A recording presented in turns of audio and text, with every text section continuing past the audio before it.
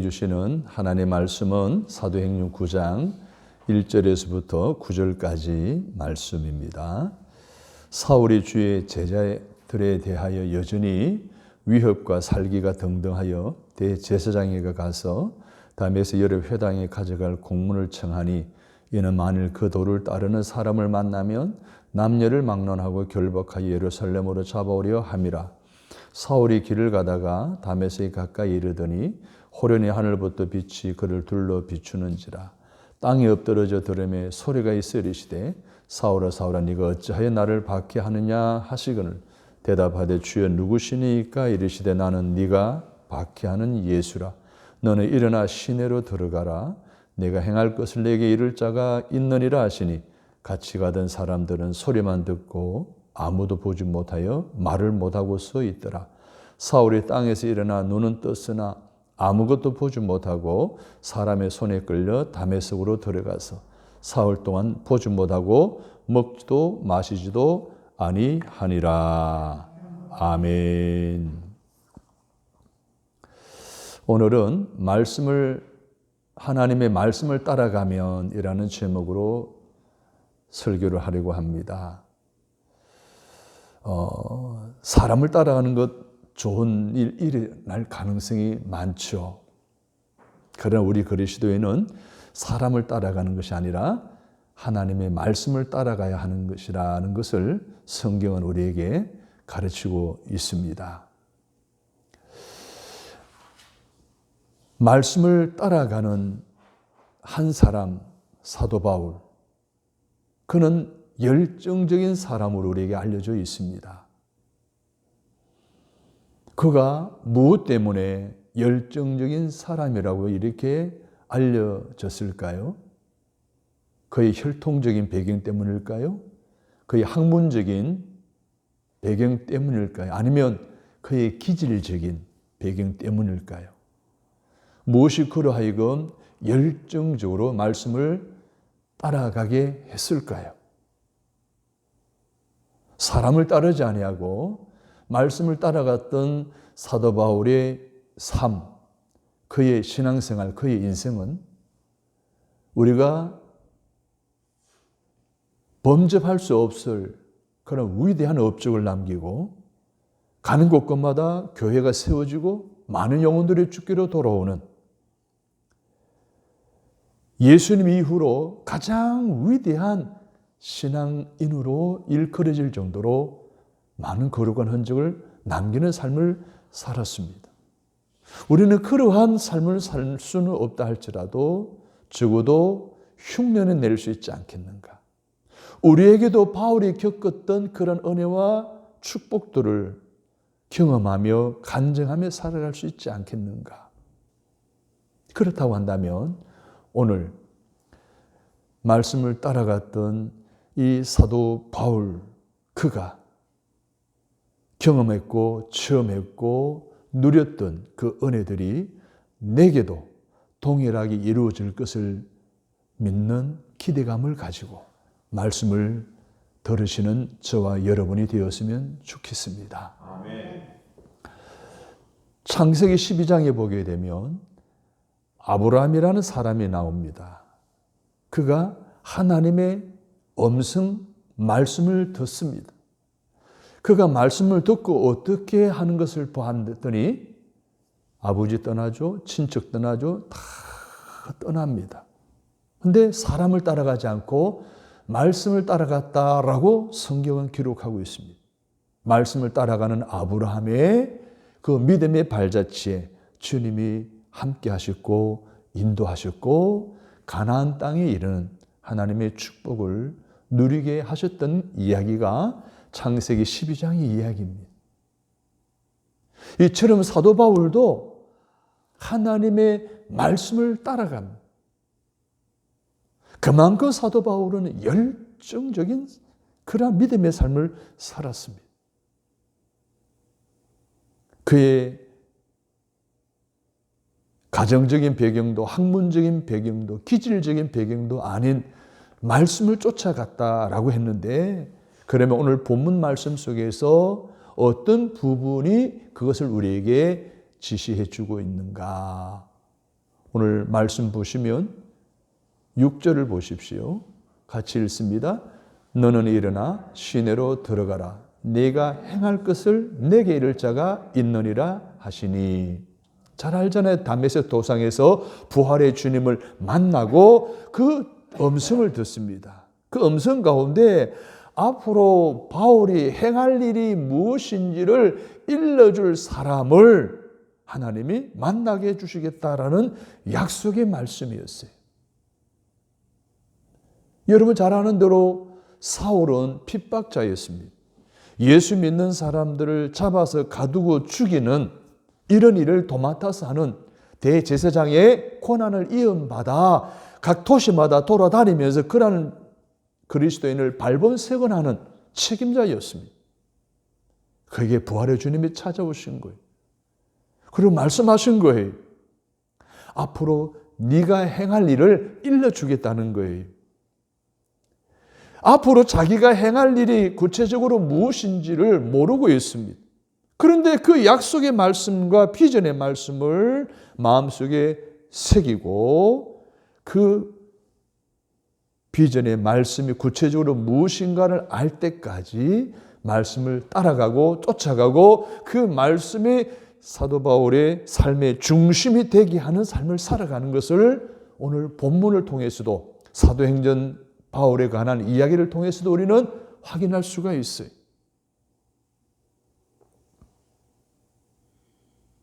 사랑하는 여러분, 우리가 설교를 들을 때 아니면 성경을 읽을 때에 그냥 막 와닿는 게 있죠. 막 깨달아지는 게 있어요. 아, 나한테 주는 말씀이구나 라고 하는 그런 구절들이 있어요. 설교를 들을 때 나도 모르게 아멘 아멘 하잖아요. 레마의 말씀으로 받는 거잖아요. 그때 그 말씀을 깨닫고 듣게 느끼게 해주시는 것은 분명한 하나님의 뜻입니다. 하나님의 계획이 있으셔요. 오늘 다메섹 도상에서 바울을 만나주신 하나님이 왜 만나주셨어요? 바울을 통해 앞으로 귀한 일을 하시겠다는 거거든요. 그래서 바울 네가 앞으로 행할 것에 대해서 일러줄 사람을 만나게 해줄 거라는 거예요.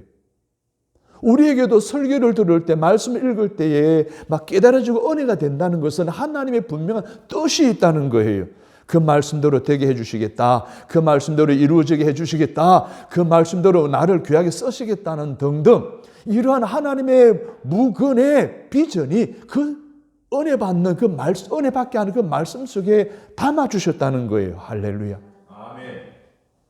그래서 우리가 말씀을 들을 때 귀담아 들어야 되고요. 말씀을 들을 때 내게 주는 말씀으로 받아들여야 되고 할렐루야. 아멘. 어떤 사람들은 말씀을 설교를 들을 때 아, 저거 누가 들으면 좋겠다. 저거 강집사가 들으면 좋겠다.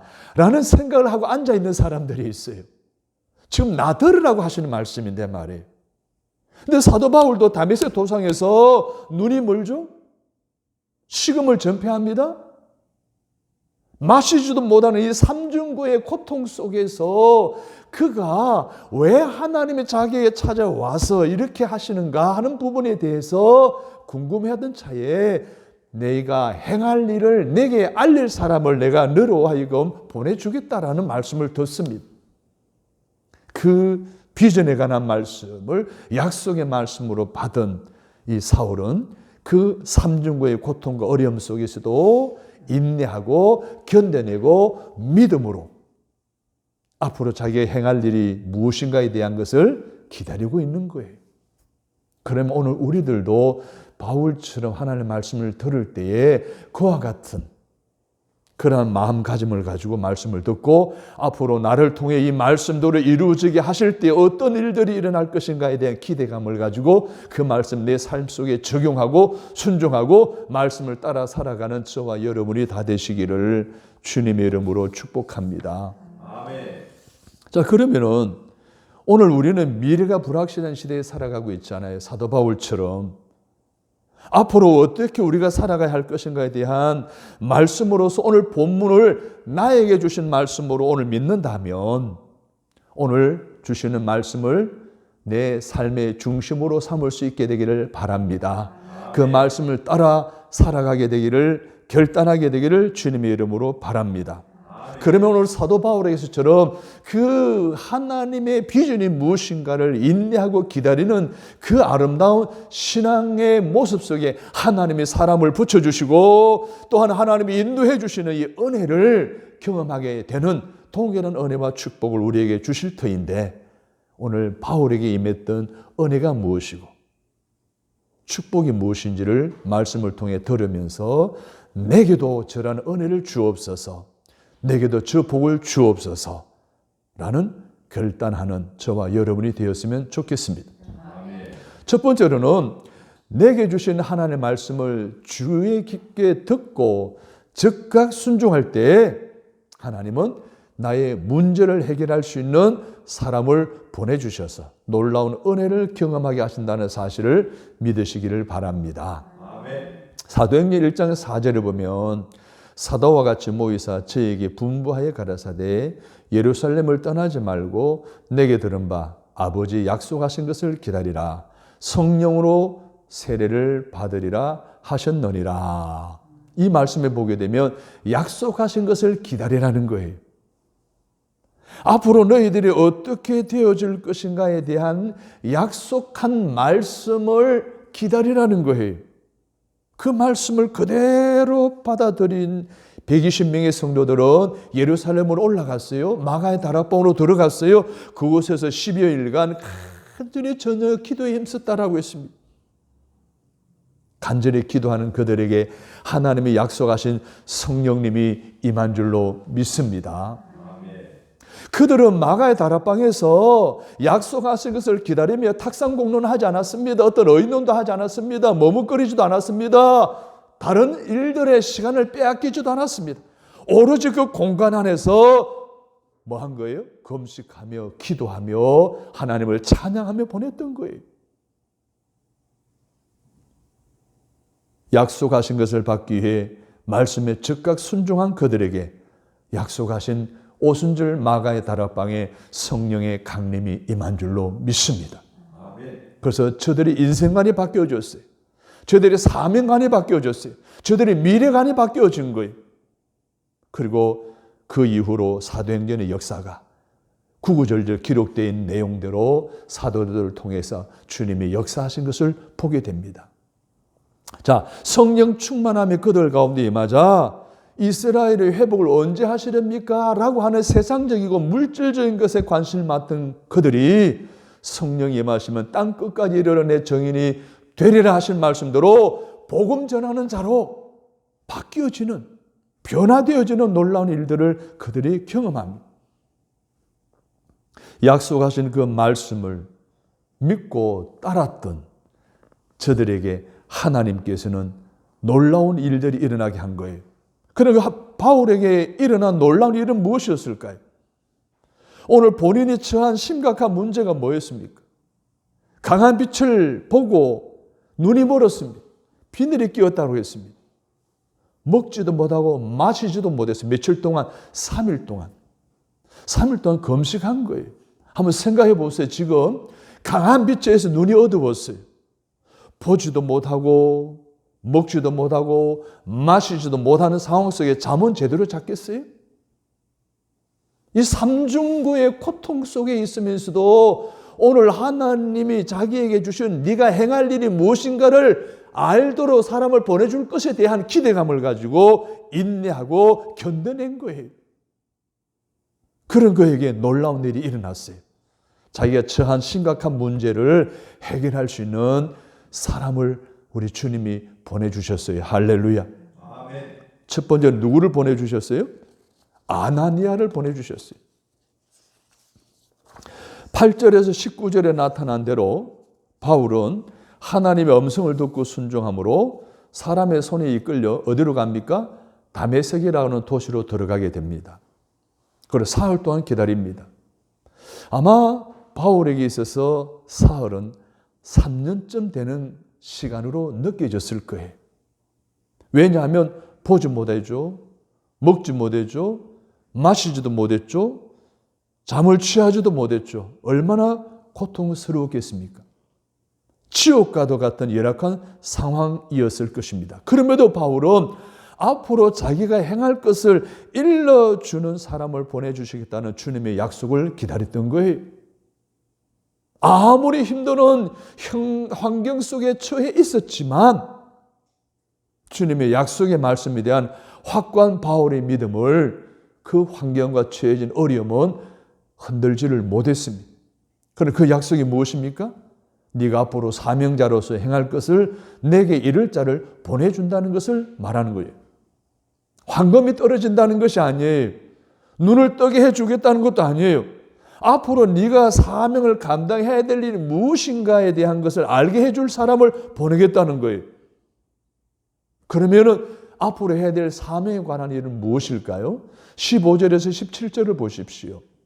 시작. 주께서 이르시되 가라, 이 사람은 내 이름을 이방인과 임금들과 이스라엘 자손들에게 전하기 위하여 택한 나의 그릇이라. 그가 내 이름을 위하여 얼마나 고난을 받아야 할 것을 내가 그에게 보이리라 하시니, 아나니아가 떠나 그 집에 들어가서 그에게 안수하여 이르되, 형제 사울아, 주 곧 네가 오는 길에서 나타나셨던 예수께서 나를 보내어 너로 다시 보게 하시고 성령으로 충만하게 하신다 하니.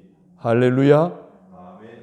자, 그 구체적으로 앞으로 사도 바울이 행할 일이 무엇인가에 대해서 말하고 있어요. 주의 이름으로 복음을 전하는 거예요.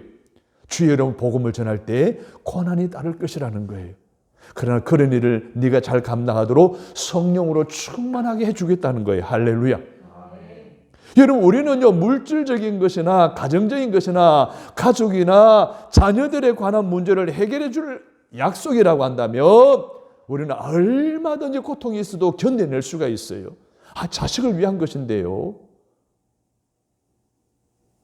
그런데 바울은 앞으로 자기가 행할 일이 무엇인지도 모르는 가운데 주님의 약속을 인내하며 기다렸던 거예요. 왜? 하나님의 주신 비전의 말씀이었기 때문입니다.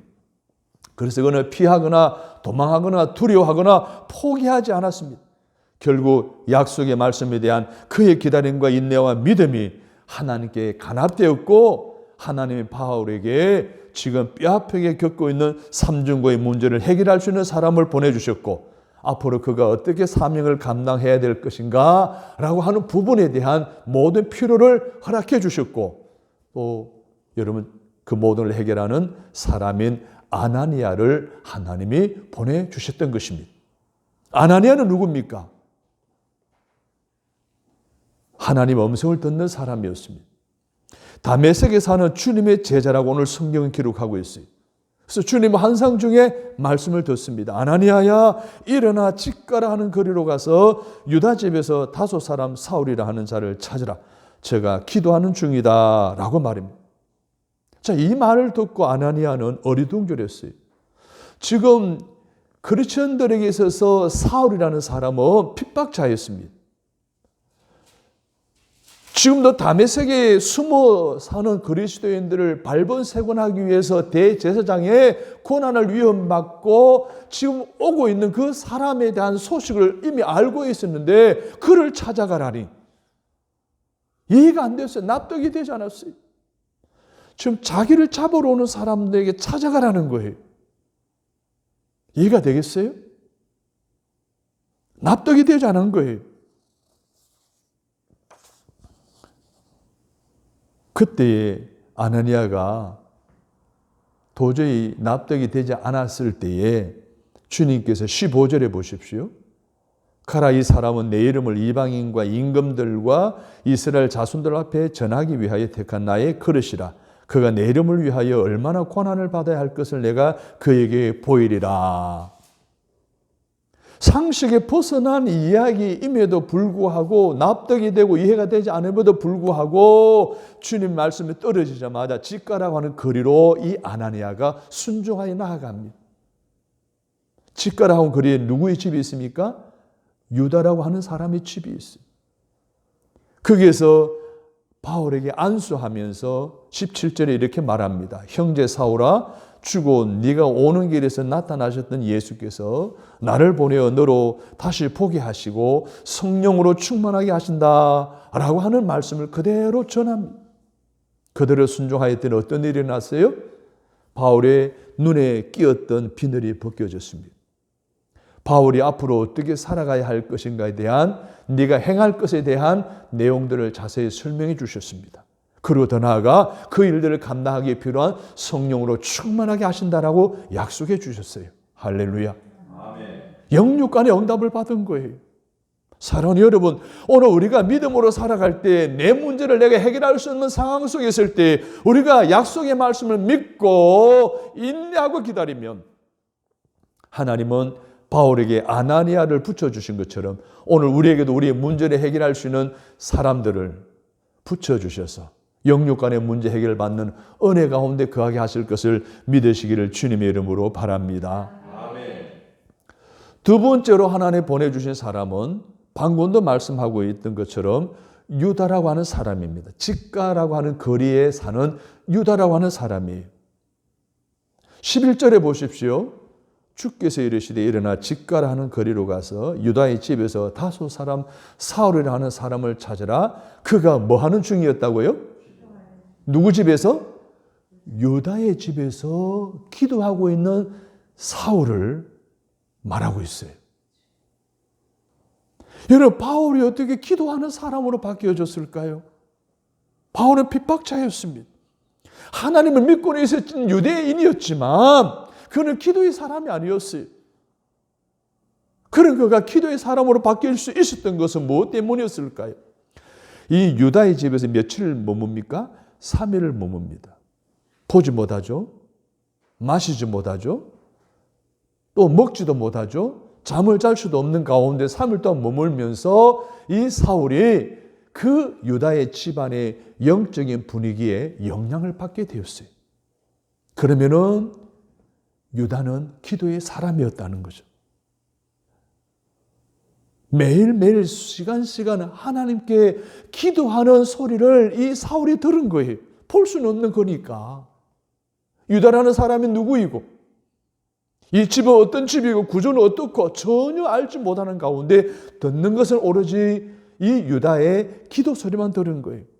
하나님은 창조주 하나님이고 하나님 내 인생을 주장하시는 하나님에 대한 확실한 믿음을 가지고 있던 유다의 집에서 들려오는 기도 소리의 영향을 받고 사울도 함께 기도하는 사람으로 변화되어진 줄로 믿습니다. 아멘. 사랑하는 여러분, 우리가 어떤 환경에서 살아가느냐는 게 굉장히 중요합니다. 유유상종이라고 그러잖아요. 우리가 기도하는 사람들과 어울리면 덩달아 기도하게 돼 있어요. 남의 흉만 보는 사람들끼리 어울리면 남의 흉만 보는 사람으로 바뀌어집니다. 어떤 환경에 처하느냐는 거죠. 하나님은 기도하는 사람 유다라고 하는 사람의 집으로 사울을 보낸 거예요. 그것으로 누구를 또 보내요? 아나니아를 보낸 거예요. 아나니아를 보내서 안수하게 했고 그 이전에 사도 바울은 이 안수받기 전에 먼저 기도로 준비하게 했던 거예요. 할렐루야. 사랑하는 여러분, 오늘 우리의 삶 속에도 아나니아 같은 사람을 통해서 내 문제를 해결받게 하시는 하나님은 놀라운 은혜를 오늘 우리에게 입혀주시기 위해서 미리미리 준비하게 하시는 줄로 믿습니다. 아멘. 기도를 준비하게 하는 거예요. 사랑하는 여러분, 사울이 이렇게 갑자기 기도의 사람으로 말씀의 사람으로 바뀌어질 수 있었던 것은 하나님의 전적인 은혜인 줄로 믿습니다. 아멘. 어떻게 사람이 그 사람을 바꿀 수 있겠어요?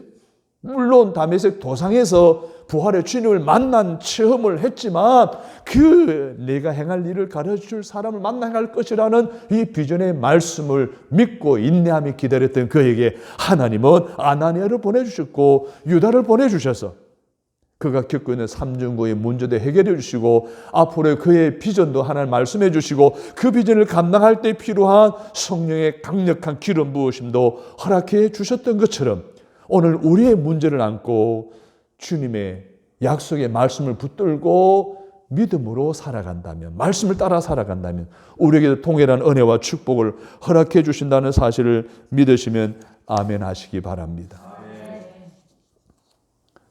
두 번째로는 하나님이 주신 비전의 말씀에 따라서 주의를 할 때에 역경이나 환난에 처하지 않고 하나님의 은혜를 받으며 살아갈 수가 있다는 것을 우리에게 보여주고 있습니다. 29절을 보십시오. 시작. 또 주 예수의 이름으로 담대히 말하고 헬라파 유대인들과 함께 말하며 변론하니 그 사람들이 죽이려고 힘쓰거늘. 거기 보게 되면 주 예수의 이름으로 담대히 말하라는 거예요. 주님의 일을 하는데, 사명을 감당하는데 주 예수의 이름으로 하라는 거예요. 5절 보십시오. 대답하되 주여 누구시니까? 이르시되 나는 네가 박해하는 예수라. 너는 일어나 시내로 들어가라. 네가 행할 것을 내게 이를 자가 있느니라.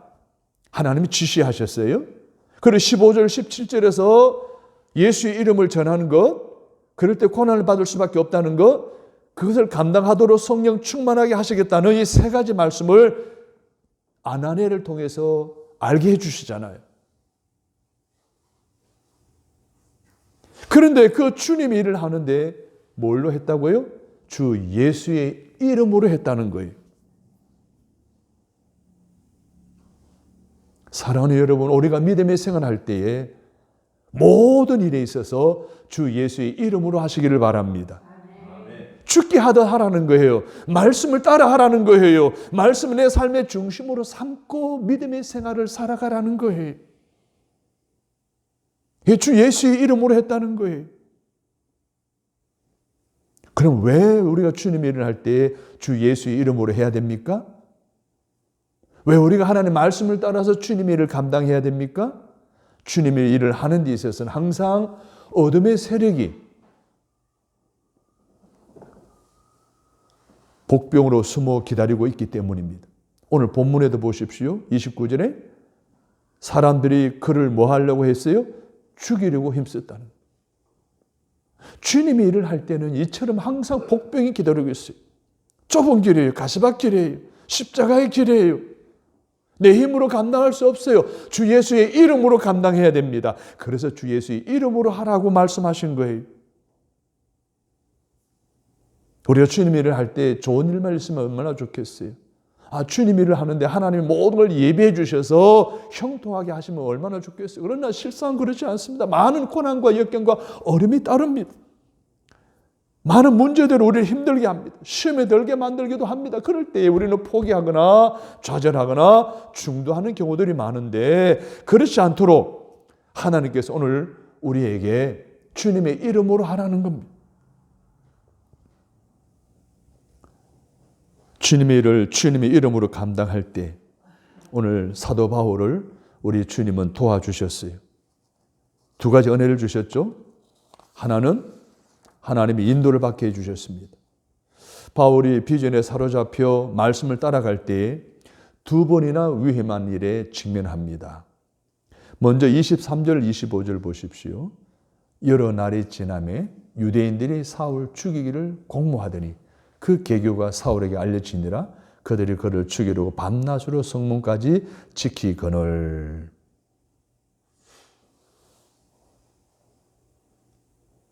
목숨의 위협을 느낄 정도의 어려움을 겪게 됩니다. 그때 하나님 어떻게 역사하십니까? 제자들로 하여금 광주리에 바울을 담아다가 성벽을 타고 내려 안전하게 피신하도록 인도해 주십니다. 그리고 30절 보십시오.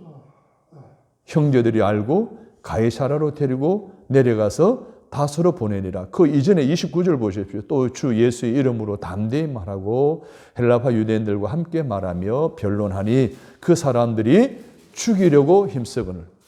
또다시 사울 바울을 죽이려고 힘쓸 때에 하나님 어떻게 하셨어요? 가이사라로 데리고 내려가서 다소로 안전하게 인도합니다. 사랑하는 여러분, 오늘 우리의 믿음의 삶 속에 가장 큰 복이 무엇입니까? 하나님의 인도를 받는 것 아니십니까? 어려움에 처할 때마다 피할 길을 열어주시고 그 문제를 뛰어넘게 해주시고 이러한 하나님의 인도를 받는 그런 삶을 살아가는 저와 여러분이 되시기를 간절히 바랍니다.